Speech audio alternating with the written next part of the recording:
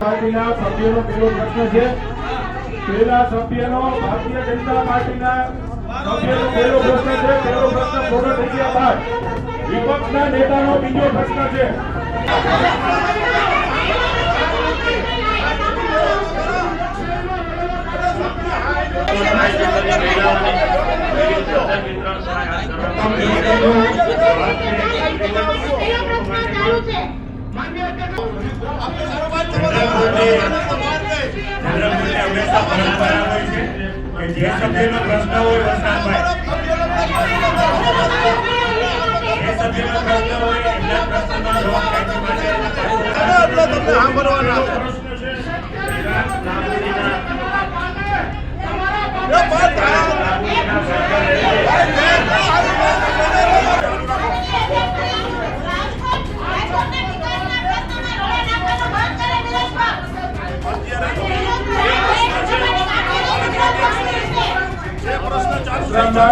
તમારો પ્રશ્ન આવે ત્યારે વસરામભાઈ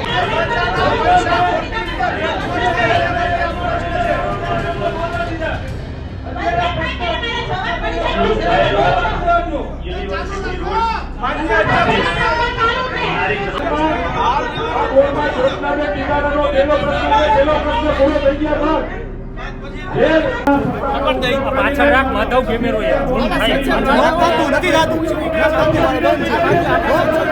બધા નજીક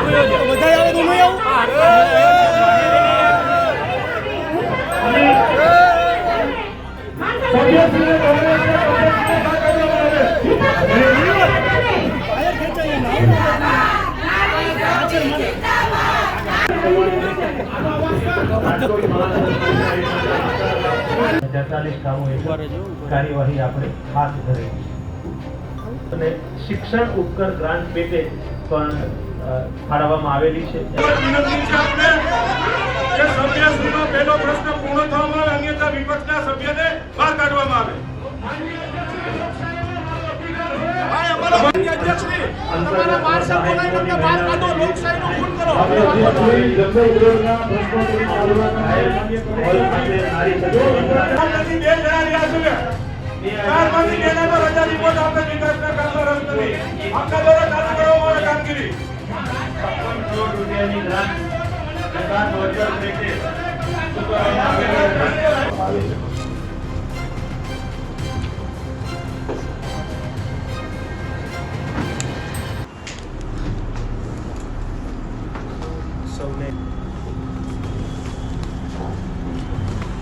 પ્રશ્ન પહેલો પ્રશ્ન પૂછનાર સભ્ય છે જ્યોત્સનાબેન પિલારા. એમનો પ્રશ્ન છે કેન્દ્ર તથા રાજ્ય સરકાર દ્વારા કામો કરવામાં આવે છે. રાજ્ય સરકારે તેની વિવિધ યોજના હેઠળ અલગ અલગ સદર હેઠળ 23-24 વર્ષ દરમિયાન ગ્રાન્ટ ફાળવવામાં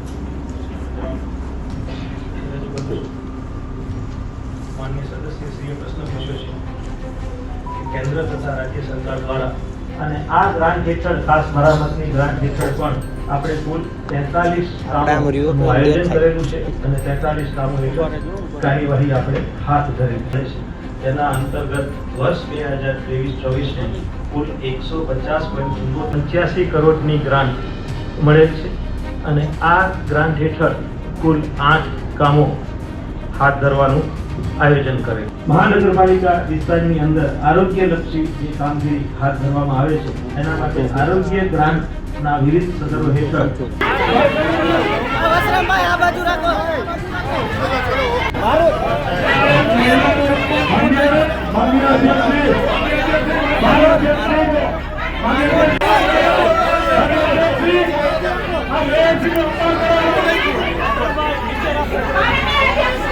માનનીય અધ્યક્ષશ્રી આ જનરલ બોર્ડના માનનીય અધ્યક્ષશ્રીનો માનનીય કમિશનર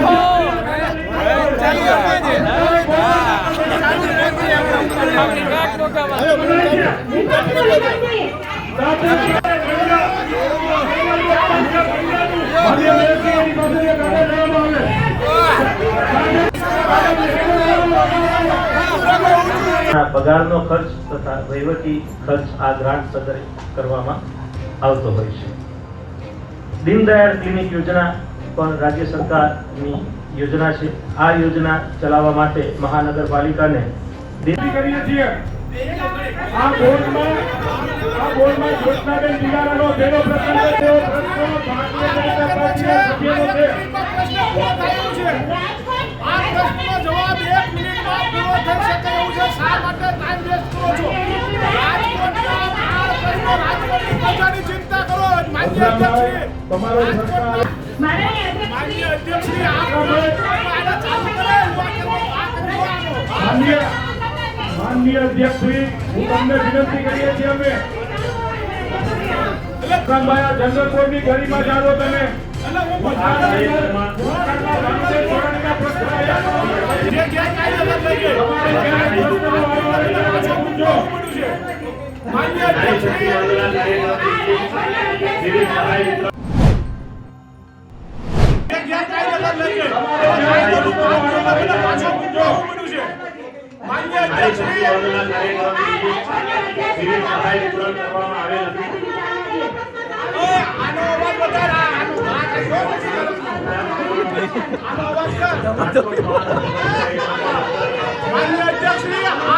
તમને રાજકોટના પ્રશ્નની ચિંતા નથી, લોકોની ચિંતા નથી. ના ફરતો બેસી જાઓ. તમને રાજકોટની ચિંતા નથી, બેસી જાઓ. તમારા ભ્રષ્ટાચાર ખુલ્લો થાય છે. તમારા પક્ષનો ભ્રષ્ટાચાર ખુલ્લો થાય એટલે માન્ય અધ્યક્ષશ્રી ક્રિયા કરો છો.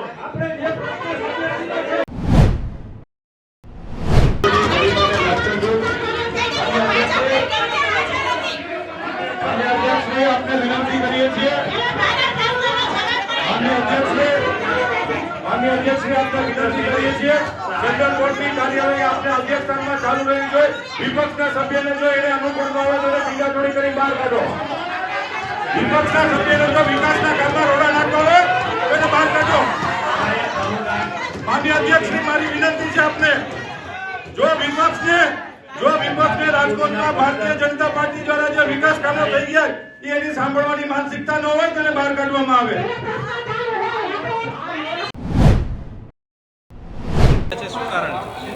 એ આપ જોઈ શકો છો કે આ લોકશાહીનું ખૂન છે. લોકશાહીમાં દરેક સભ્યનો અધિકાર છે કે રાજકોટનો સભ્ય તો રાજકોટના પ્રશ્ન પૂછે છે, એનો અધિકાર છે જાણવાનો, જવાબ લેવાનો. અને ગાંધીનગરના હોય ધારાસભ્યો તો એનો જવાબ છે ગુજરાતના પ્રશ્નનો પૂછવાનો અને એનો જવાબ લેવાનો. પરંતુ રાજકોટમાં ખાસ કરીને ભાજપમાં ગુજરાતમાં હોય કે ગાંધીનગરમાં હોય કે દિલ્હીમાં લોકશાહી જેવું કંઈ દેખાવા દેતા નથી. પોતાના સત્તાના મદમાં એ ભૂલી ગયા છે કે અંતે પ્રજા છે, મહાન છે. પ્રજાના કોઈ પણ પ્રશ્ન ઉઠાવવા એ લોકશાહીમાં વિરોધ પક્ષ તરીકે અમારી ફરજ છે. અને બંધારણીય અધિકાર પણ અમને મળેલ છે. જે બંધારણીય રૂએ અમે જો એનો અધિકારની માંગ ન કરીએ અને લોકોની સાચા પ્રશ્ન રજૂ ન કરીએ તો અમે પણ નિર્દોષ કહેવાય. એટલા માટે લોકોના સાચા પ્રશ્નો રજૂ કરવા એ અમારી ફરજ છે. જે અમે કરતા ભાજપને સારું નથી લાગ્યું. અમારી રજૂઆત એ હતી કે ગેમ ઝોનમાં જે લોકોના મૃત્યુ થયા છે એ લોકોને સાંત્વના મળે. એ લોકોના કેમ કોણ ગુનેગારો છે, કેટલા અધિકારીઓ ગુનેગાર છે, કેટલા પદાધિકારીઓ ગુનેગાર છે, એ બધા ઉપર એક્શન લેવામાં આવે, એની બધા ઉપર ફરિયાદ કરવામાં આવે. પરંતુ આ મુદ્દો કોઈ ભાજપવાળા સાંભળવા માગતા નથી. ગેમ ઝોનમાં મેં ઠરાવ કર્યો 27 લોકોનો કે ભાઈ આ શોક ઠરાવ, પણ શોક ઠરાવ હજી સુધી એ લોકોએ વાંચ્યો નથી. એ પહેલાં મને તમે જોયું માર્શલ દ્વારા પકડી અને બહાર કાઢી મૂકવામાં આવ્યો છે અને મારો બંધારણ અધિકાર પણ છીનવી લેવામાં આવ્યો છે. હું લોકશાહીમાં માનવાવાળો માણસ છું. અમારા બાપ જ્યારે બંધારણ બનાવતા હોય તો એનો છોકરો એનું બંધારણનું અપમાન કરે નહીં. અમને બંધારણની પૂરેપૂરી ખબર હોય છે અને અમે બંધારણની બહાર કોઈ દી જઈએ નહીં અને બહાર શબ્દ પણ ન બોલીએ. Okay role.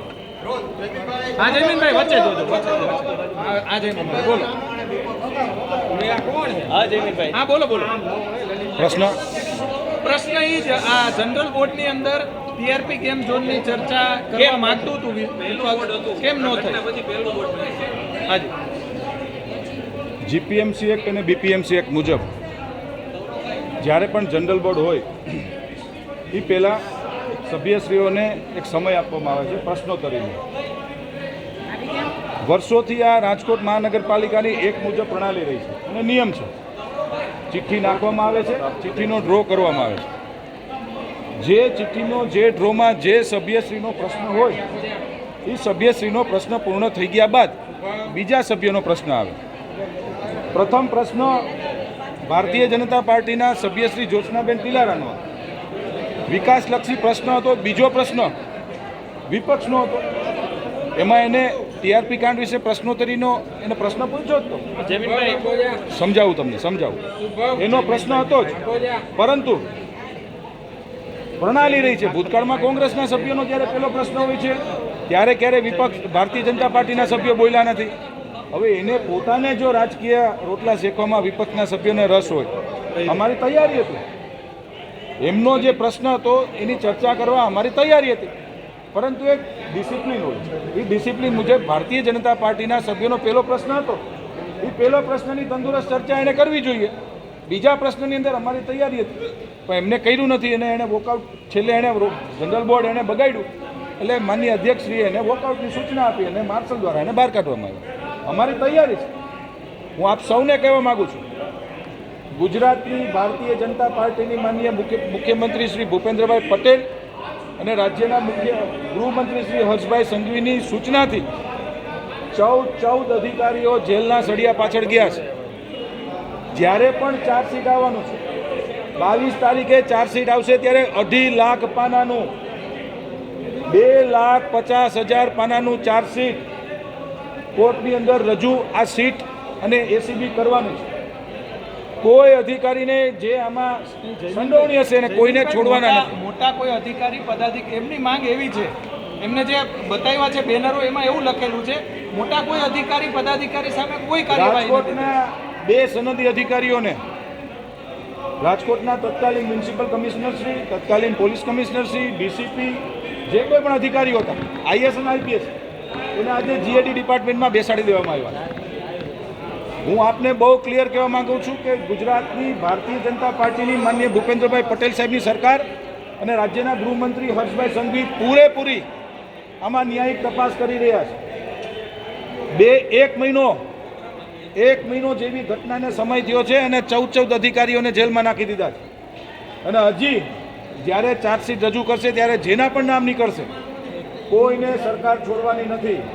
હું આપ સૌના માધ્યમથી ગુજરાતની જનતાને કહેવા માગું છું, વિપક્ષનો જે વિષય છે, વિપક્ષ એવું કહે છે કે ભાઈ પદાધિકારીને નથી આમાં નામ, જેના નામ નીકળે ના ચાર્જશીટમાં નામ નીકળશે એને દોષી માનશું અને સરકાર એને સજા આપશે.